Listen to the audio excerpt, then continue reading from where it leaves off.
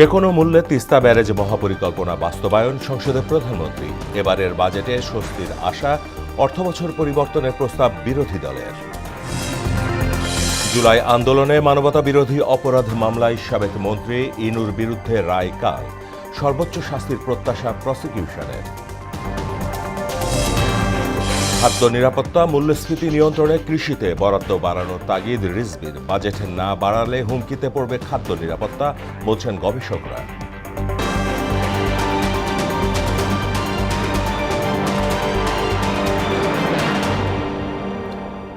আসসালামু আলাইকুম, স্বাগত মোহনা সংবাদে। এতক্ষণ শুনছিলেন শিরোনাম, পুরো সংবাদের সঙ্গে আছি মাহমুদ হোসেন। উত্তরাঞ্চলের মানুষের দীর্ঘদিনের দাবি ও পানি সংকট নিরসনে অগ্রাধিকার ভিত্তিতে যে কোনো মূল্যে তিস্তা ব্যারেজ মহাপরিকল্পনা বাস্তবায়নে দৃঢ় প্রত্যয় ব্যক্ত করেছেন প্রধানমন্ত্রী তারেক রহমান। সকালে প্রস্তাবিত বাজেটের ওপর সাধারণ আলোচনায় অংশ নিয়ে অর্থনীতি, কৃষি, শিক্ষা এবং জ্বালানি খাতের দীর্ঘমেয়াদী সংস্কার ও ভবিষ্যৎ পরিকল্পনা তুলে ধরেন তিনি। এবারের বাজেট সব শ্রেণীর মানুষের জন্য স্বস্তি আনবে বলেও মন্তব্য করেন প্রধানমন্ত্রী। শামীমুজ্জামান চৌধুরীর রিপোর্ট। বাজেট অধিবেশনের ১৭তম দিনে ২০২৬-২৭ অর্থ বছরের প্রস্তাবিত বাজেটের উপর সাধারণ আলোচনায় অংশ নেন প্রধানমন্ত্রী তারেক রহমান।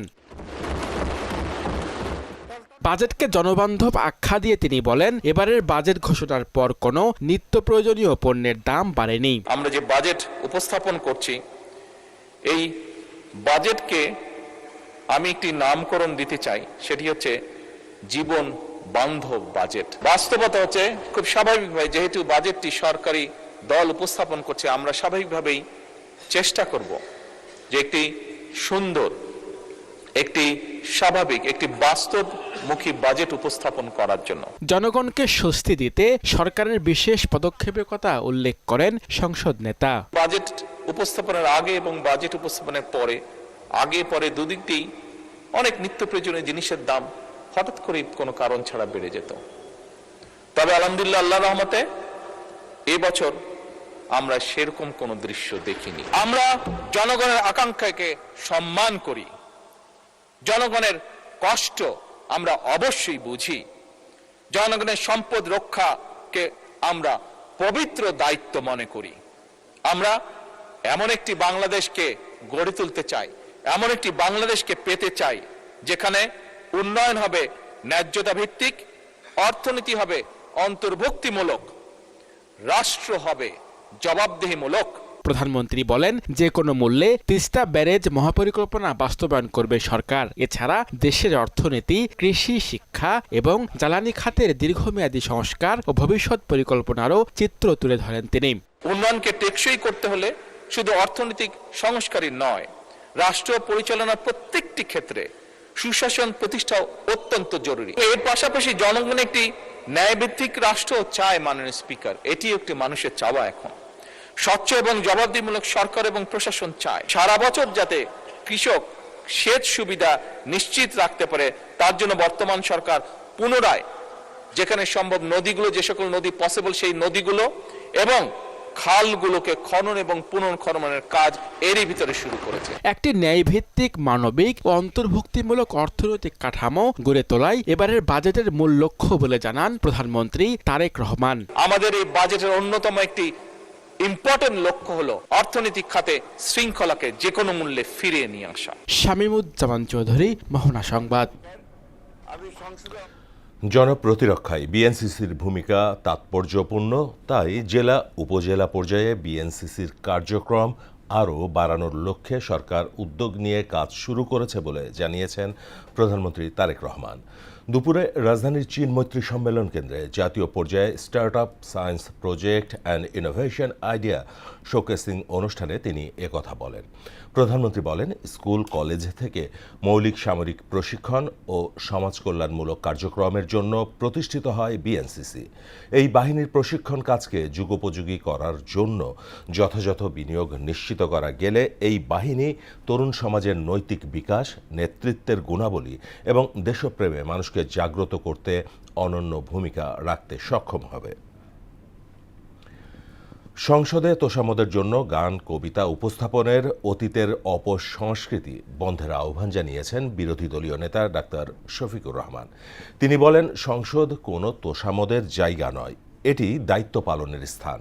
প্রস্তাবিত 2026-27 অর্থবছরের বাজেট আলোচনায় অংশ নিয়ে এসব কথা বলেন ডাক্তার শফিক।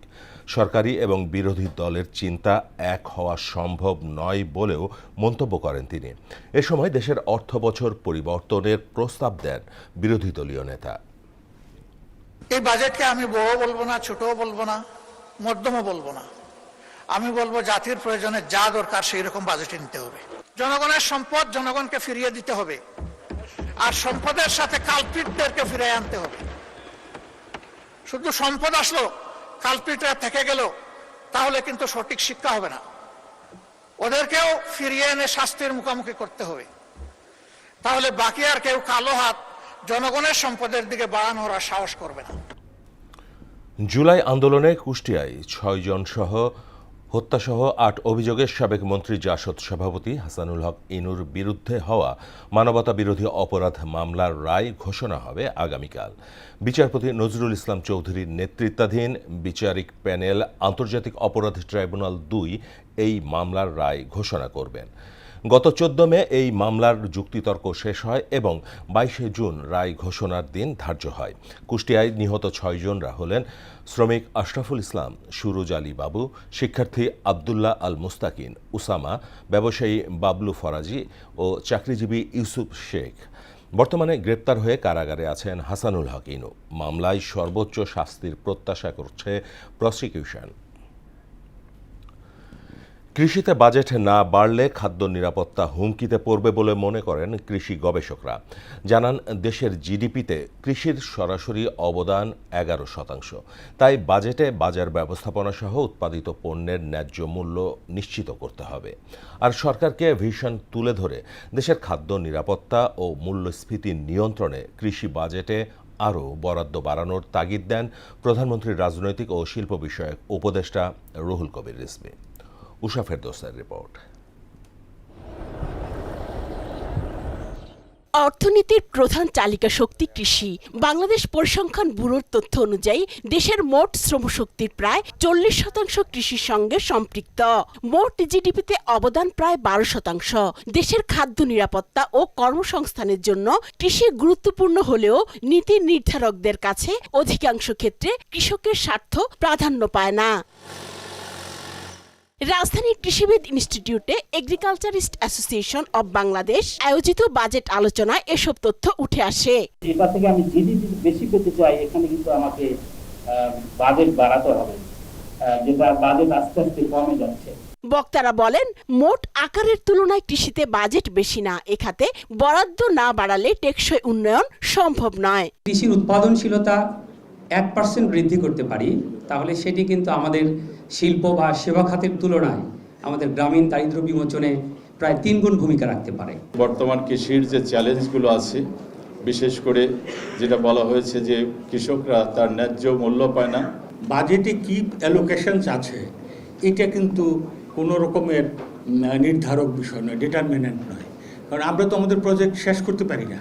প্রধান অতিথির বক্তব্যে বিএনপির সিনিয়র যুগ্ম মহাসচিব ও প্রধানমন্ত্রীর উপদেষ্টা রুহুল কবির রিজভী বলেন, দেশের খাদ্য নিরাপত্তা ও মূল্যস্ফীতি নিয়ন্ত্রণে কৃষিতে বাজেট বাড়ানো জরুরি। কৃষি বাজেটে যেটা 43,000 সামথিং যে বাজেট বরাদ্দ করা হয়েছে গত বছরের তুলনায়, সেটা 37,000 সামথিং ছিল। কিন্তু যদি আমরা এর সাথে মূল্যস্ফীতি যোগ করি তাহলে আমি বলবো যে এটা যে খুব বেশি বরাদ্দ হয়েছে তা নয়, কিন্তু একটা ভিশন আছে যে আমরা তো ক্রমান্বয়ে আমরা এটাকে এগিয়ে নিয়ে যাব। অর্থনীতিতে কৃষির অবদান যদি 7-8% করা যায় তাহলে এটা আমার মনে হয় যে আরো ভালো হতো। দেশের বিপুল সম্ভাবনাকে কাজে লাগিয়ে কৃষি ভিত্তিক শিল্প গড়ে তোলার আহ্বানও জানান রুহুল কবির রিজভী। কৃষির যে ব্যাপক আমরা রূপান্তর চাচ্ছি। উষা ফেরদৌস, মোহনা সংবাদ, ঢাকা। নিজের ঘর থেকেই শিশু শ্রম বন্ধের উদ্যোগ নেয়ার আহ্বান জানিয়েছেন শ্রম ও কর্মসংস্থান মন্ত্রী আরিফুল হক চৌধুরী। সকালে কৃষিবিদ ইনস্টিটিউশনে এক সেমিনারে এ আহ্বান জানান তিনি।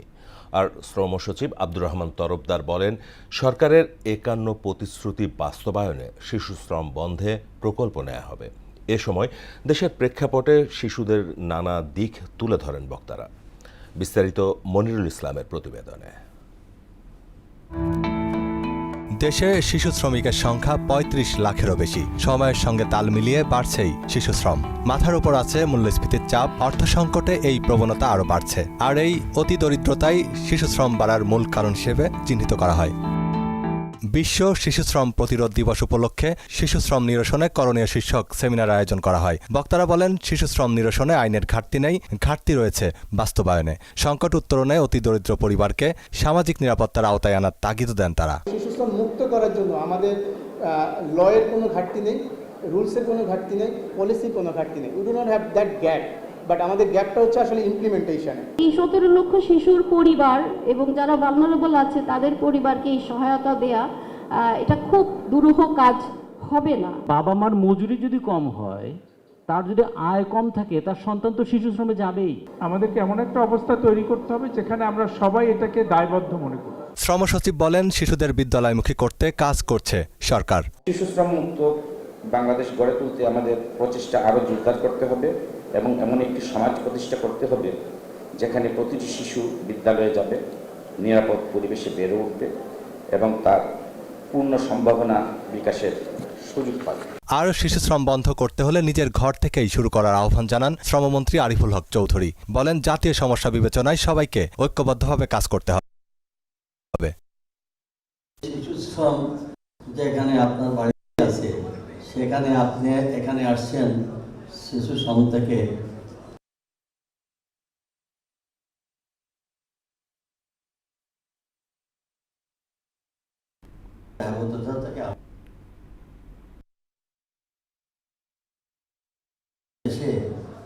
অনেক আগেই আমরা সভা সেমিনারে অর্থের অপচয় না করে শিশু শ্রমিকের জন্য পাইলট প্রকল্প বাস্তবায়নে তাগিদ দেন শ্রমমন্ত্রী। সচিব সাহেবকে আমি বলেছি এখানে বসে, আমি যেহেতু এই দপ্তরের মন্ত্রী হিসাবে আছি, নেক্সট ইয়ার যেন দেখতে চাই কয়েকটা পাইলট প্রোগ্রাম করে সাস্টেইনেবল কোনো প্রোগ্রাম আমার সামনে উপস্থাপন। মনিরুল ইসলাম, মোহনা সংবাদ, ঢাকা।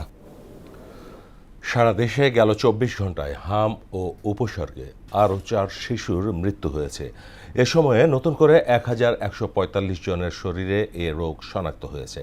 গেল ১৫ মার্চ থেকে এ পর্যন্ত ৭১৬ শিশু মারা গেছে। ২৪ ঘন্টায় নতুন করে হাসপাতালে ভর্তি হয়েছে ৮৮৯ শিশু, আর সুস্থ হয়ে বাড়ি ফিরেছে ৮৬৫ জন। স্বাস্থ্য অধিদপ্তরের নিয়মিত প্রতিবেদনে এ তথ্য জানানো হয়।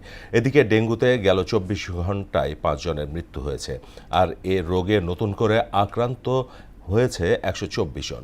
বিকেলে স্বাস্থ্য অধিদপ্তরের এক বিবৃতিতে এ তথ্য জানানো হয়। বরেণ্যের চিত্রশিল্পী, সাংস্কৃতিক ব্যক্তিত্ব এবং ২১শে পদকপ্রাপ্ত মোস্তফা মনোয়ার মারা গেছেন। মৃত্যুকালে তার বয়স হয়েছিল ৯০ বছর। সকালে রাজধানীর একটি হাসপাতালে চিকিৎসাধীন অবস্থায় শেষ নিঃশ্বাস ত্যাগ করেন তিনি। গেল ১৪ জুন হাসপাতালে ভর্তি করানো হয় মোস্তফাকে। নিউমোনিয়ায় আক্রান্ত হওয়া ছাড়াও নানা জটিলতায় ভুগছিলেন তিনি। মাগুরা জেলার নাকল গ্রামে ১৯৩৫ সালের ১ সেপ্টেম্বর জন্মগ্রহণ করেন এই চিত্রশিল্পী। প্রখ্যাত কবি গোলাম মোস্তফার সন্তান তিনি। মোস্তফা মনোয়ারের জানাজা কাল অনুষ্ঠিত হবে বলে জানান ছেলে সাদাত মনোয়ার। এরপর শ্রদ্ধা জানানোর জন্য মরদেহ নেওয়া হবে কেন্দ্রীয় শহীদ মিনারে। জুলাই আন্দোলনের দ্বিতীয় বর্ষপূর্তি উপলক্ষে ৩৬ দিনের কর্মসূচি ঘোষণা করেছে বাংলাদেশ ইসলামী ছাত্র শিবির। সকালে ঢাকা বিশ্ববিদ্যালয়ের মধুর ক্যান্টিনে আয়োজিত সংবাদ সম্মেলনে এ ঘোষণা দেন সংগঠনের কেন্দ্রীয় সভাপতি নুরুল ইসলাম সাদ্দাম। কর্মসূচির মধ্যে রয়েছে গণভোটের রায় বাস্তবায়ন, জুলাই সনদ বাস্তবায়ন ও গণহত্যার বিচারের দাবিতে দেশব্যাপী অদম্য জুলাই শিরোনামে বিক্ষোভ মিছিল সমাবেশ, জুলাই স্মৃতি নিয়ে গল্প, উপন্যাস, গবেষণা প্রবন্ধ প্রকাশ, সেমিনার ও দোয়া মাহফিল। গণভোটের রায় ও জুলাই সনদের পূর্ণাঙ্গ বাস্তবায়ন, আওয়ামী ফ্যাসিবাদের আমলে সংগঠিত সকল গণহত্যার বিচারের দাবিতে দেশব্যাপী অদম্য জুলাই শিরোনামে মাসব্যাপী বিক্ষোভ মিছিল ও সমাবেশ আয়োজন, রক্তাক্ত জুলাইয়ের স্মৃতি নিয়ে গল্প, উপন্যাস, গবেষণা প্রবন্ধ এবং সাময়িকী প্রকাশ। সাংগঠনিক পদ থেকে অব্যাহতি নিয়ে সংবাদ সম্মেলনের মাধ্যমে নিজের বিরুদ্ধে ওঠা অভিযোগকে পরিকল্পিত অপপ্রচার বলে দাবি করেছেন সাভার থানা ছাত্রদলের সদ্য সাবেক সাধারণ সম্পাদক মাহবুব হোসেন সামির। একই সঙ্গে কিশোর নির্যাতনের ঘটনায় প্রকৃত দোষীদের বিচারের দাবি জানিয়ে তিনি বলেন, অভিযোগ প্রমাণিত হলে নিজের জন্য সর্বোচ্চ শাস্তি মেনে নেবেন। দুপুরে সাভার সদর ইউনিয়নের দেওগাঁও এলাকায় আয়োজিত সংবাদ সম্মেলনে সামির বলেন, দীর্ঘ ৮ বছর পর সাভার থানা ছাত্রদলের কমিটি ঘোষণার মাত্র ২১ দিনের মাথায় কোনো ধরনের কারণ দর্শানোর নোটিশ ছাড়াই তাকে পদ থেকে অব্যাহতি দেয়া হয়েছে। আমি মাদকের বিরুদ্ধে কথা বলতেছি। আবার এই সাভারের যে বর্তমানে শীর্ষ মাদক ব্যবসায়ী ছিল শামীম, সেই শামীমকে আমি ধরায় দেওয়ার জন্য পুলিশকেও সাংবাদিকদের অনেকভাবে হেল্প করছি, কারণ আমার এলাকাতে আমি কোনো মাদক ব্যবসায়ীদের রাখবো না। তো এই শামীম আমাকে আরও প্রায় 1 মাস আগে আমাকে থ্রেট করেছে, মানে সে এই সাংবাদিকদের ঘটনার পরেই যে আমাকে যে কোনোভাবে হোক আমাকে সে অ্যারেস্ট করাবে এবং আমার নামে 2-1টা মামলা দেবে। বেতন, গ্র্যাচুইটি ও অন্যান্য পাওনাসহ প্রায় 2 কোটি টাকা আদায়ের দাবিতে মানববন্ধন করেছেন নাভানা গ্রুপের সাবেক কর্মকর্তা কর্মচারীরা। ভুক্তভোগীদের অভিযোগ, নাভানা ইলেকট্রনিক্স লিমিটেড এর প্রায় 70 থেকে 80 জন কর্মী চাকরি ছাড়লেও দীর্ঘদিন তাদের পাওনা বুঝে পাননি। বারবার যোগাযোগের পরও কর্তৃপক্ষ সময় নিয়েও টাকা পরিশোধ করেনি। সোমবার বাধ্য হয়ে তারা প্রধান কার্যালয়ের সামনে মানববন্ধন করলে নাভানা গ্রুপের কর্মকর্তারা আন্দোলনকারীদের সঙ্গে আলোচনা করেন। তারা আগামী 15 দিনের মধ্যে নথিপত্র পর্যালোচনা করে বকেয়া পরিশোধের আশ্বাস দেন। উজানের দেশ ভারত তিস্তা অববাহিকায় বাঁধ নির্মাণের পর থেকেই প্রতিবছর এই সময়টাতে বাংলাদেশের উত্তরাঞ্চলে বন্যা দেখা দিচ্ছে। এছাড়া অভ্যন্তরীণ নদী ভরাট, দখল ও নিয়মিত ড্রেজিং না করা সহ নানা কারণে পরিস্থিতি আরও জটিল হচ্ছে বলে মনে করেন নদী বিশেষজ্ঞরা। উজানের পানি নিয়ে সংকট কাটাতে আন্তঃসীমান্ত নদীর পানি বণ্টন এবং বন্যা পূর্বাভাস সহ নানা তথ্য লেনদেনের বিষয়ে যৌথ নদী কমিশনের তৎপরতা বাড়ানোর তাগিদ দেন তারা। আরও জানাচ্ছেন তাহসিন তারিন। বাংলাদেশে 57টি আন্তঃসীমান্ত বা অভিন্ন নদী রয়েছে, যার মধ্যে 54টি ভারত, বাকিগুলো মিয়ানমারের সঙ্গে যৌথভাবে প্রবাহিত। উজানের দেশ হওয়ায় ভারত, মিয়ানমার বা নেপালের নদীগুলোতে পানি বৃদ্ধি পেলে তা ভাটিতে থাকা বাংলাদেশের ওপর প্রবাহিত হয়ে বঙ্গোপসাগরে পড়ে। প্রতি বর্ষা মৌসুমে ভারতের অংশে তিস্তা নদীর ওপর বাঁধ খুলে দেওয়ার পর স্বাভাবিকভাবেই বাংলাদেশেও তিস্তা ব্যারেজের গেট খুলতে বাধ্য হয়। ফলে নদ নদীর পানি হঠাৎ করেই বেড়ে বাংলাদেশে বন্যা পরিস্থিতির সৃষ্টি হয়। যখন আমাদের পানির প্রয়োজন তখন ভারত আমাদেরকে পানি দেয় না। এই যে এখন বর্ষাকাল, এই সময় ভারত প্রচুর পরিমাণে পানি ছেড়ে দিচ্ছে, যার ফলে তিস্তার 2 ধারে যে বসতি রয়েছে, আবাদি জমি রয়েছে, এগুলো কিন্তু ভেসে যায়। এবারও ব্যারেজের সব গেট খুলে দেওয়ার পরও বাংলাদেশের নীলফামারী, লালমনিরহাট, রংপুর সহ উত্তরাঞ্চলের বিভিন্ন জেলার নদ নদীর পানি বেড়েছে। তিস্তা নদীর পানি কিছু পয়েন্টে বিপদসীমার কয়েক সেন্টিমিটার নিচ দিয়ে প্রভাবিত হচ্ছে বলে জানিয়েছে বাংলাদেশ বন্যা পূর্বাভাস ও সতর্কীকরণ কেন্দ্র। সংশ্লিষ্টরা বলছেন, বাংলাদেশের যে মাত্রায় বৃষ্টি হয় তাতে দীর্ঘস্থায়ী বন্যা হওয়ার শঙ্কা কম, কিন্তু উজানের দেশ ভারতের সঙ্গে থাকা আন্তঃসীমান্ত নদীগুলোতে তৈরি করা বাঁধ খুলে দেওয়ার ঘটনা বাংলাদেশে প্রতি বছরই আকস্মিক বন্যা সৃষ্টি করছে। ভারত থেকে অতিরিক্ত পানি আসে, আবার সেই পানি বাংলাদেশের নদীগুলো ধরে রাখতে পারে না, কারণ বাংলাদেশের নদীর যে গভীরতা, সেই গভীরতা একেবারে কম। ফলে পানি নদীর 2 কোলে ছড়িয়ে যায়, এতে বন্যা স্থায়ী হয়ে যায়। এই বন্যা থেকে মুক্তির একমাত্র পথ নদীর যে গভীরতা, সেই গভীরতা বাড়াতে হবে, এর জন্য ড্রেজিং করতে হবে। উজান থেকে আসা পানি নিয়ে সংকট কাটাতে আন্তঃসীমান্ত নদীর পানি বণ্টন এবং বন্যা পূর্বাভাস সহ নানা তথ্য লেনদেনের বিষয়ে যৌথ নদী কমিশনের তৎপরতা বাড়ানোর কথা বলছেন বিশেষজ্ঞরা। তাহসিন তারিন, মোহনা সংবাদ। এবারে আন্তর্জাতিক প্রসঙ্গ। কাতারে ইরানের অবরুদ্ধ মোট $12 বিলিয়ন মধ্যে প্রথম ধাপে $6 বিলিয়ন সমমূল্যের সম্পদ ফেরত আসছে বলে ঘোষণা দিয়েছেন দেশটির প্রেসিডেন্ট মাসুদ পেজেশকিয়ান। এদিকে ইসরায়েলের গুরুত্বপূর্ণ অবকাঠামোতে ইরানের সাইবার হামলা বেড়েছে বলে দাবি করেছেন দেশটির সাইবার চিফ ইয়োসি কারাদি। আর ইরান যুদ্ধের কোনো লক্ষ্যই অর্জন করতে পারেনি মার্কিন প্রেসিডেন্ট ডোনাল্ড ট্রাম্প। সামাজিক যোগাযোগ মাধ্যম এক্সে দেয়া এক পোস্টে এমনটাই দাবি করেছেন যুক্তরাষ্ট্রের নিউ জার্সির গভর্নর মিকি শেরিল। আরও জানাচ্ছেন রুমানা রোমা। ইরানের অবরুদ্ধ $6 বিলিয়ন সমমূল্য সম্পদ ফেরত আসছে বলে ঘোষণা দিয়েছেন দেশটির প্রেসিডেন্ট মাসুদ পেজেশকিয়ান। একই সঙ্গে শান্তি চুক্তির আওতায় দেশটির জ্বালানি, তেল ও পেট্রোকেমিক্যাল খাতের ওপর থেকে নিষেধাজ্ঞা প্রত্যাহার করা হয়েছে বলেও নিশ্চিত করেছেন তিনি। এই অর্জনকে ইরানি জনগণের জন্য বড় বিজয় হিসেবে অভিহিত করেছেন পেজেশকিয়ান। সোমবার কোম শহর সফরে গিয়ে গ্র্যান্ড আয়াতুল্লাহ সুবেইরি জানজানির সঙ্গে সাক্ষাতের সময় এ তথ্য জানান ইরানের প্রেসিডেন্ট। পেজেশকিয়ান জানান, তার সরকার এরই মধ্যে দেশ পুনর্গঠন পরিকল্পনা শুরু করেছে। এছাড়া সাধারণ মানুষের জন্য বিভিন্ন জনকল্যাণমূলক পদক্ষেপ নেওয়ার কথাও জানান তিনি। গেল 28 ফেব্রুয়ারি ইরানে যুক্তরাষ্ট্র ইসরায়েলের যৌথ অভিযান শুরুর পর গেল 4 মাসে ইসরায়েলের প্রায় 4800 বার সাইবার হামলা করেছে ইরানি হ্যাকাররা। এমনটাই দাবি করেছেন ইসরায়েলের সাইবার নিরাপত্তা কর্তৃপক্ষ ন্যাশনাল সাইবার ডিরেক্টরেটের মহাপরিচালক ইওসি কারাদি। ইরান যুদ্ধের কোনো লক্ষ্যই অর্জন করতে পারেনি মার্কিন প্রেসিডেন্ট ডোনাল্ড ট্রাম্পের প্রশাসন। সামাজিক যোগাযোগ মাধ্যমে এক্সে দেওয়া এক পোস্টে এমনটাই দাবি করেছেন যুক্তরাষ্ট্রের নিউ জার্সি অঙ্গরাজ্যের governor Mikie Sherrill. Rumana Ruma, Mohona সংবাদ। হরমুজ প্রণালী নিয়ে উত্তেজনা প্রশমনে একমত হয়েছে যুক্তরাষ্ট্র ইরান। এ লক্ষ্যে আগামীকাল কাতারের রাজধানী দোহায় বৈঠকে বসবেন দুই দেশের প্রতিনিধিরা। এদিকে ইরানের সর্বোচ্চ নেতার উপদেষ্টা আলী আকবর বেলায়েতি বাহরাইনকে সতর্ক করে বলেছেন, উস্কানি দিলে তাদের বিরুদ্ধে আরও কঠোর হামলা চালাবে তেহরান। বিস্তারিত প্রিয়াঙ্কা নিতুর ডেস্ক রিপোর্টে। টানা 3 দিনের উত্তেজনার পর হামলা বন্ধ করতে সম্মত হয়েছে যুক্তরাষ্ট্র ও ইরান। মার্কিন কর্মকর্তার বরাত দিয়ে সংবাদ মাধ্যম এক্সিওস এই তথ্য নিশ্চিত করেছে। হরমুজ প্রণালী নিয়ে দ্বন্দ্ব নিরসনে কাল কাতারের দোহায় বৈঠকে বসার পরিকল্পনা করেছে দুই দেশ।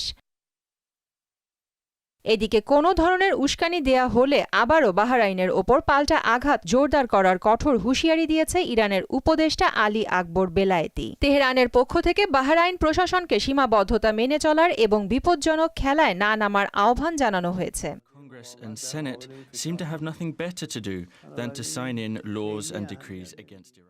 অন্যদিকে ইসরায়েল জানিয়েছে তারা আবারও লেবাননের দক্ষিণাঞ্চলের একটি গ্রামে ইরান সমর্থিত হিজবুল্লাহর ভূগর্ভস্থ স্থাপনায় হামলা চালিয়েছে। তবে ইরানের দাবি, যুক্তরাষ্ট্রের সঙ্গে সমঝোতা কার্যকর রাখতে লেবাননের এ সংঘাত অনতিবিলম্বে বন্ধ করতে হবে। যুক্তরাষ্ট্র ও ইরানের মধ্যে সাম্প্রতিক পাল্টাপাল্টি হামলার সরাসরি প্রভাব পড়েছে আন্তর্জাতিক তেলের বাজারে। ব্রিটিশ বার্তা সংস্থা রয়টার্স জানিয়েছে আন্তর্জাতিক মানদণ্ড ব্রেন্ট ক্রুড তেলের দাম ব্যারেল প্রতি 58 সেন্ট বা প্রায় 0.8% বেড়ে $72.57 পৌঁছেছে। প্রিয়াঙ্কা নিতু, মোহনা সংবাদ। দেশের ক্রিকেটের অন্যতম সফল ব্যাটার ও বর্তমান বিসিবি সভাপতি তামিম ইকবালের সাফল্যের মুকুটে যুক্ত হল নতুন পালক। ঐতিহ্যবাহী মেলবোর্ন ক্রিকেট ক্লাবের সম্মানসূচক আজীবন সদস্যপদ পেয়েছেন তিনি। লর্ডসের মাঠে ঐতিহ্যবাহী এই সম্মাননা স্মারক তামিমের হাতে তুলে দেওয়া হয়। ইতিহাসে মাত্র চতুর্থ বাংলাদেশি হিসেবে এই বিরল গৌরব অর্জন করলেন দেশসেরা ওপেনার। মাঠের পর বোর্ডেও যার নেতৃত্ব দেশের ক্রিকেটে এগিয়ে যাচ্ছে। শেষ করব মোহনা সংবাদ যাওয়ার আগে শিরোনামগুলো আরও একবার।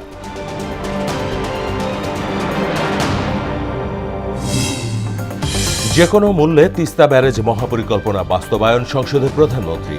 এবারের বাজেটে স্বস্তির আশা, অর্থবছর পরিবর্তনের প্রস্তাব বিরোধী দলের। জুলাই আন্দোলনে মানবতা বিরোধী অপরাধ মামলায় সাবেক মন্ত্রী ইনুর বিরুদ্ধে রায় কাল, সর্বোচ্চ শাস্তির প্রত্যাশা প্রসিকিউশনের। খাদ্য নিরাপত্তা, মূল্যস্ফীতি নিয়ন্ত্রণে কৃষিতে বরাদ্দ বাড়ানোর তাগিদ রিজভির। বাজেট না বাড়ালে হুমকিতে পড়বে খাদ্য নিরাপত্তা, বলছেন গবেষকরা। এই ছিল মোহনা সংবাদের পরবর্তী সংবাদ বিকেল রাত 9টায়। এর আগে বিকেল দেখবেন সংবাদ এক নজরে। মোহনার সবশেষ খবর জানতে ভিজিট করুন www.mohana.kv। সংবাদ দেখতে পারেন ফেসবুক ও ইউটিউবে। এতক্ষণ সঙ্গে থাকার জন্য সবাইকে ধন্যবাদ।